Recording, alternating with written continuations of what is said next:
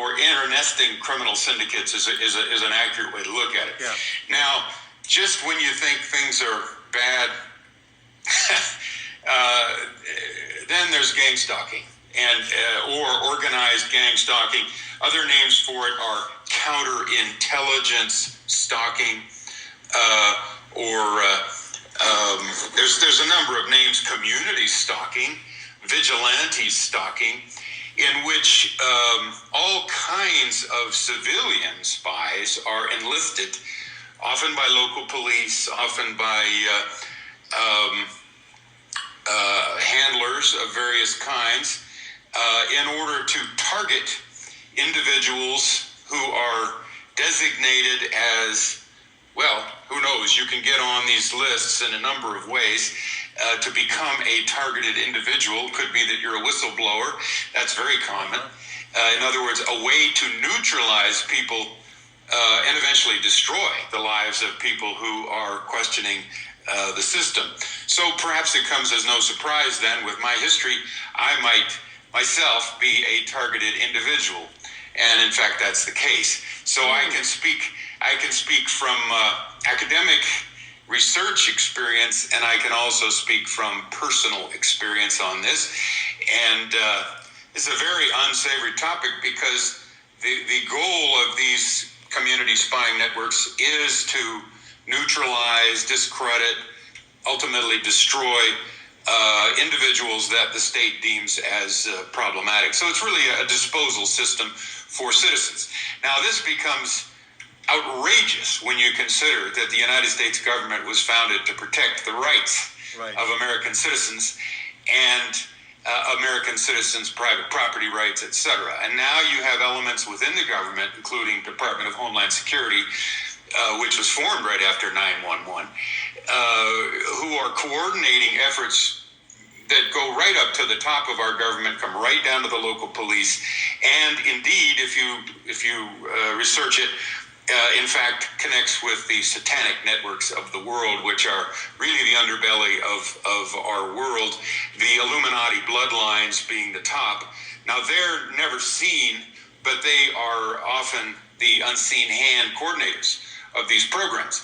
Now, these programs have real legs, these citizen spy programs. And let me just mention for your viewers that it's possible to get an idea of what's going on here simply by watching some movies.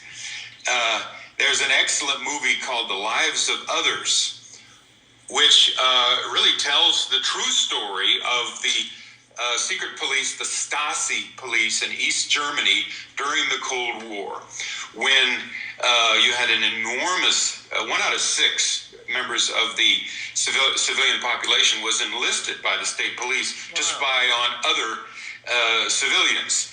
And again, the targets would include artists and intellectuals and people who are potential problems. Now, in this movie, The Lives of Others, you see a case of that. You see both sides. You see the spies who are monitoring, bugging the apartments of, in this case, the targeted individual is a playwright who's considered dangerous because he's smart and he can write plays. Right. When in fact he's kind of supportive of the East German government, but that doesn't matter. But anyway, so you see it from both sides. And what is fascinating is that the East German Stasi police, a system really comes out of the Soviet Union Cheka police. Again, the same idea. How does a totalitarian government control things on the street? Well, you have this cooperation between citizen spies, citizen snitches, who are often motivated by a little bit of money, or maybe they're given a break on a criminal charge that the police have against them. In other words, you cooperate with us, we'll cooperate with you. And so you get a whole network, incredibly organized, vertically integrated network in which many citizens, often ex-military, often ex-police, often military, often police, often civilians, often bottom feeders. These would be what we call the perpetrators, who actually are carrying out the gang stalking operations against the TIs, who are the targeted individuals. And normally, This involves at first a few years of surveillance so that the targeted individual or the TI doesn't even know that they're being targeted. But they are getting, the perpetrators, the hierarchy there is getting a psychological profile on the individual so that they can figure out how best to push their buttons, harass them, get them to get pushed over the edge so they will act out. For instance, if they were to commit a crime against, one of their gang stalkers or commit suicide. There's a lot of material on this on the web. I would tell your readers. A lot of people are speaking out about this. So there's a lot of targeted individuals who have access to the same technology that you and I do, who are putting their stories on the internet. And I would suggest, first of all, okay, the movies are great. Another one's called The Game with Michael Douglas, which is quite old, but actually gives you the idea of how these community spying networks would work to take a very, very rich individual. In this case, Michael Douglas plays a millionaire or billionaire in San Francisco. They completely break him down psychologically. They take all his money. They take his home. And they get him to kill his brother. Through these very skillful uses. Now, this is really coming out of not only the Soviet Cheka and the East German Stasi, but these kinds of citizen spy networks integrated with police have been used in Hungary, Poland during with the communist era there, as well as Portugal. And of course, the United States has an incredible history when you look at the FBI's counterintelligence program of the 60s and 70s. And this is COINTELPRO on steroids. And then if you look at the CIA's MK-Ultra programs, mind control of the 40s, 50s, 60s, 70s, right on to today. You put these two together, MK-Ultra, CIA's MK-Ultra, with the FBI's COINTELPRO, with all this new psychological information and hardware. The technology now includes directed energy weapons, sure, or what they call non-lethal weapons, or slow kill, or hands-off torture. So people can be harassed electronically in their own homes. Heart attacks can be induced, and are. There you go. People are killed in this program, bottom line. Right. And once you are in the program, apparently wherever you go, if you go, from where I live in Colorado to Pennsylvania, your protocol follows you, and the gang stalking will continue there with the hierarchical structure that is developed there. If you go to Portugal, same thing. The United States government has spent upwards of $1 trillion on these kinds of programs, including Department of Homeland Security, and coordinating the CIA, FBI, local police, since 9/11. Upwards of $1 trillion to beef up this super Gestapo, Stasi police state that we live in. Now, most Americans are so propagandized that, perhaps they're not a threat, but the genius, the diabolical genius behind this program is that the people who become perpetrators are also controlled. Sure. So they control not only the perpetrators, but through the perpetrators, they control and try to destroy the lives of the targeted individuals. And this can go on for years. One of the, let me just mention a couple more movies. There's The Game, there's The Lives of Others. I just saw a great movie the other day with Nicolas Cage called Seeking Justice.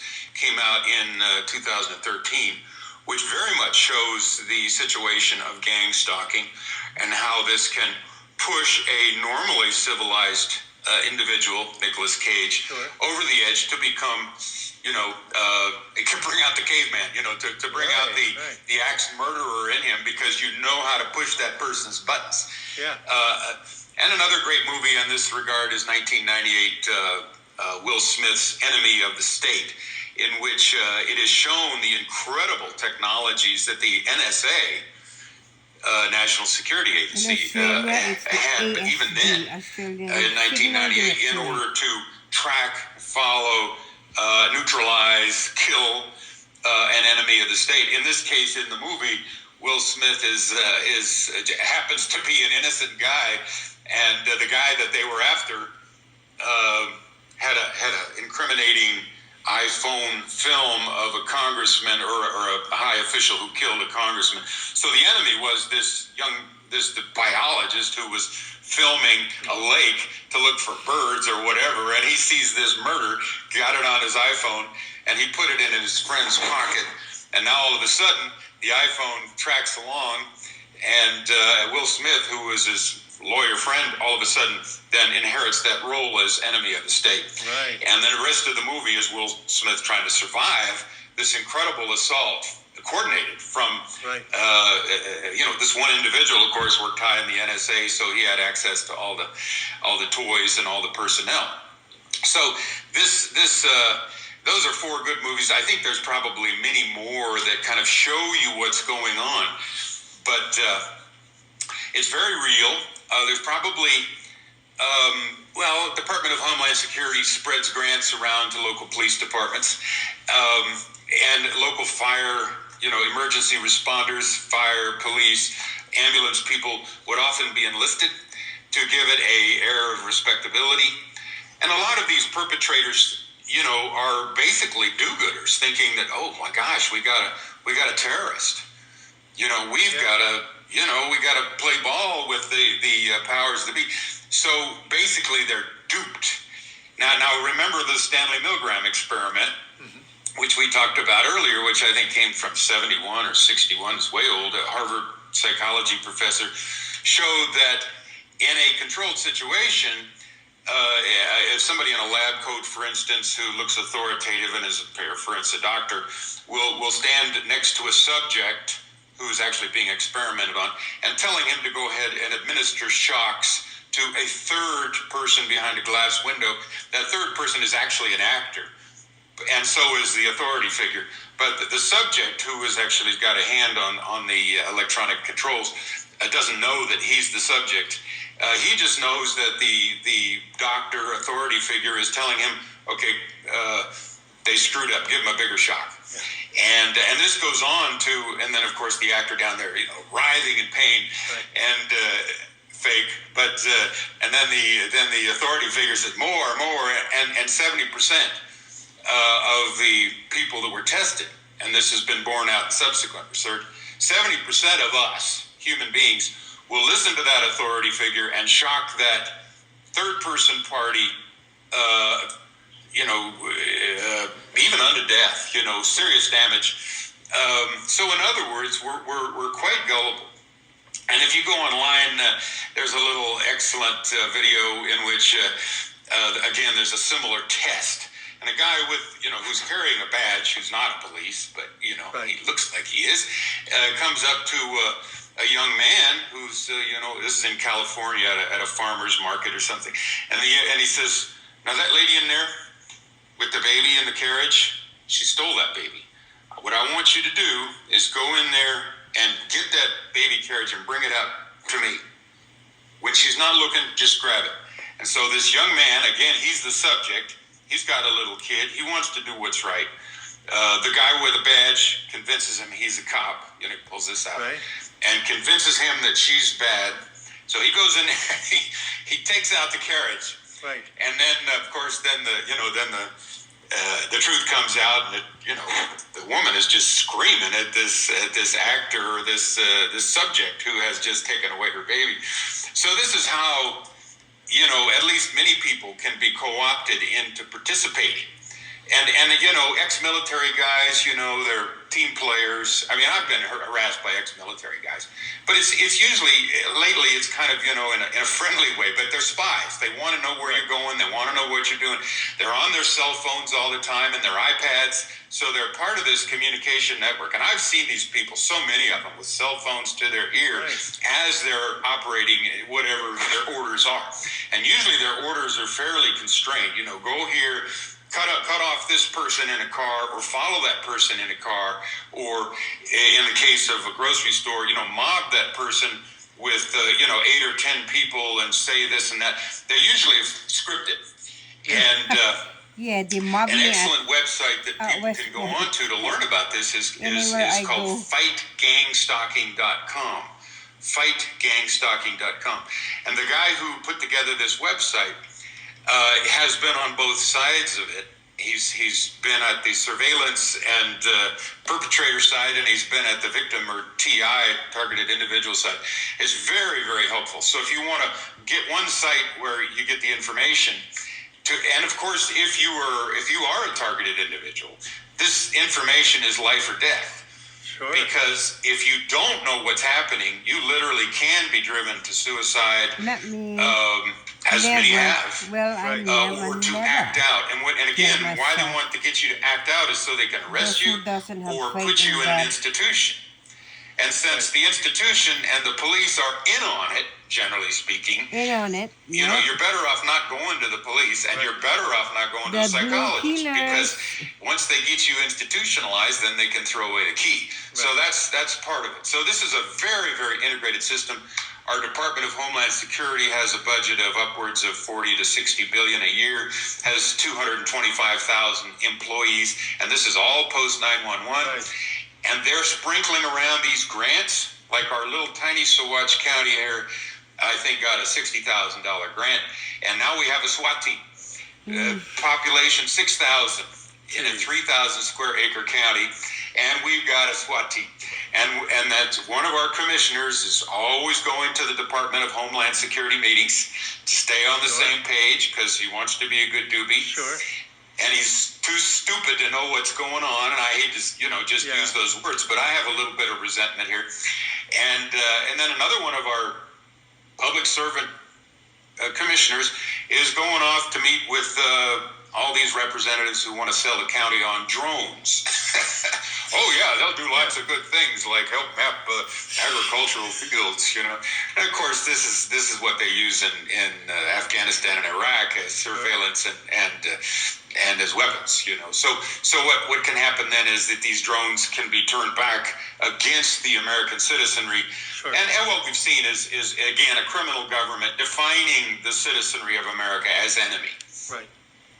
Obviously, the government has put itself in the position of enemy. And if American people could possibly wake up and put these people in jail, we know who's behind 911. The world. We know who's behind the global warming fraud. And we know who's behind the gang stalking up to the point of the bloodline Illuminati. And we know them, the Rockefellers. I mean, these people should be locked away. I think give them their own continent, Antarctica, myself. Give them a cigarette lighter and a sleeping bag and put them there. That's the only way, because these people are so rich and powerful. But let me just go through and show you how much is underneath this. I've put out a little gang stalking primer and gang stalking action packet, and I put up this information in our little town of Crestone, which has an enormous number of gang stalkers, by the way, for a town of 1,500. But they come from everywhere. You see people with New Mexico plates or elsewhere. So they come in, they're part of a network. They get a phone call, go do this, fairly tightly scripted. That guy in that truck, do this. And then leave or whatever. So let me just give you a couple of the definitions that are on my gang stalking packet. Gang stalking refers to the intense, long-term, unconstitutional, it's illegal, unconstitutional, and immoral, breaks 2 of the 10 commandments, and that is thou shalt not bear false witness against your neighbor, because they're always saying, well, this targeted individual is a pedophile, or he's a terrorist, or something, to get these dumb do-gooders, or just zombies, because I think some of these perpetrators, in fact, are mind control victims. That's how they pull them in. So it's long-term unconstitutional surveillance and harassment of a person who has been designated as a target by someone associated with America's security industry. Official domestic counterintelligence operations of this type are perpetrated by federal agents and private contractors, sometimes with the support of state and local law enforcement personnel. The goal in the parlance of counterintelligence agents is to, quote, subvert or neutralize an individual deemed to be an enemy or potential enemy of clients or members of the security state. Arguably, the most accurate term for this form of harassment is counterintelligence stalking. The major perpetrators of organized stalking in the U.S. are the FBI, the Department of Homeland Security, U.S. military counterintelligence agencies, state and local law enforcement agency, intelligence units, I'll say that again, state and local law enforcement intelligence units, or LEIU, LEUs, and private security contractors. All of these groups and other federal intelligence agencies, such as the CIA and NSA, have well-documented histories of abusing their powers and, using Americans as guinea pigs, etc. That goes way back. Okay, then citizen spies are also called surveillance role players. Get a job. You might get a new car. You might get a new house if you play ball with these people. Perpetrators of gang stalking crimes rely upon support from citizens who are, quote, useful idiots, vigilantes, and sadists. Useful idiots. These street-level perps, a.k.a. the Fight Gang Stalking website's very cool. He calls them brown-nosers. Yeah. Also known as brown-nosers and cockroaches and sewer rats. I mean, these people are scum of the earth. Right, but often they're dupes, so they're not quite scum of the earth. They're just stupid. These street-level perps, a.k.a. brown-nosers, include a type of person used by East Germany's Stasi, the civilian snitch, and then the German word is, I can't pronounce it, or unofficial collaborator. Although street-level thugs used in gang stalking harassment are sometimes recruited from the ranks of criminal informants, many are just unpaid civilian minions who will do almost anything to please someone in a position of authority. For example, under the guise of assisting a, quote, neighborhood watch program or an investigation. Now, right after 911, we had all these little signs come up around Crestone, the neighborhood watch with the big eye. Yeah. And now we're supposed to be on the lookout for terrorists, right, in our community of 1,500. A job announcement posted in San Diego and advertised on Craigslist was for a part-time position with an intelligence security contractor, such as InfraGard, founded by ex-FBI officials, etc. This part-time position with an intelligence security contracting firm, in other words, a private firm, for, quote, a surveillance role player. These job listings are numerous and are mainly found on the websites of defense contractors. Of course. Funny thing, U.S. defense budget increased from about $300 billion before 911 to about $700 or $800 billion now. And of course, we know the Air Force was instrumental in pulling off the operation. And yes, of course, I've been gang stalked by Air Force people and not retired. Right. Some of them active duty. Well, of course, they want to keep a lid on that, don't they? Sure. These job listings are numerous and are mainly found on the websites of defense contractors. You can locate them easily by performing an online search for surveillance role player job. There's also a long history of non-governmental organizations perpetrating various serious crimes against their fellow citizens. Such organizations, for example, the Ku Klux Klan and Freemasons, and, by the way, various churches and school groups, have historically included, and communities, have historically included members of the political and law enforcement community. Targets, gangster stalking targets are American citizens deemed to be dissidents or whistleblowers and perhaps potential dissidents and whistleblowers. It should be remembered that for over 2 decades, the CIA performed secret illegal experiments on U.S. and Canadian citizens, the MK Ultra program, way over 2 decades. Those experiments include physical and psychological torture. So gang stalking tactics would include perpetual stalking, 24/7, invasion of privacy, in which your house is broken into and maybe minor things are moved around, just to kind of, and of course, bugging of your house and even, eyes, cameras, hidden cameras. Threats, electronic harassment with these directed energy weapons, sleep deprivation, blacklisting, mobbing, black bag jobs, gaslighting. You ever saw the movie Gaslighting with Ingrid Bergman? It shows you how that's done. A lot of stuff. Abusive phone calls, computer hacking, framing, threats, blackmail, vandalism, baiting, mimicking, street theater, in which again you have a group that is going to, throw out words that, they shouldn't know. They shouldn't know this about your personal life, and they'll say things like that, or they'll put you in a situation which is very uncomfortable.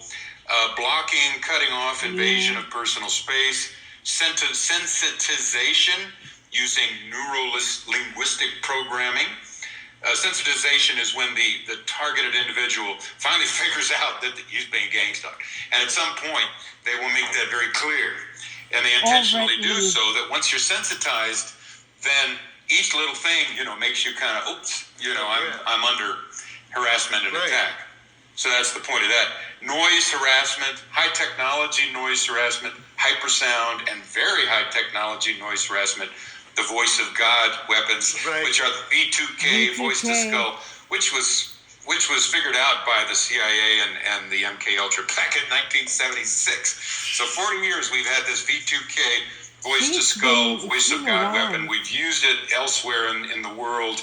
In Afghanistan and Iraq, we've used it in cults, or the CIA has used it in cults, to get these Manchurian channelers. Yeah. Like Elizabeth Cady over at Fendhorn, who's channeling all these books, and probably Helen Schuckman at Columbia, who channeled psychology professor who channeled what's the name of the Course in Miracles? Course in Miracles, yeah. Okay, so gang stalking is criminal. It's unconstitutional. Americans need to recall that we own this country. Here's what another sign I put up in Little Crestone. Don't be a gang stalking dupe, because some of my neighbors, I know these people. I see them driving up and down the road, with 5 miles an hour flashing light on top of a kind of a citizen fire department volunteer, and a local police volunteer. They're thinking they're doing good things, They're believing that, their neighbor is some kind of pedophile or terrorist, or maybe they didn't do their laundry appropriately or whatever. So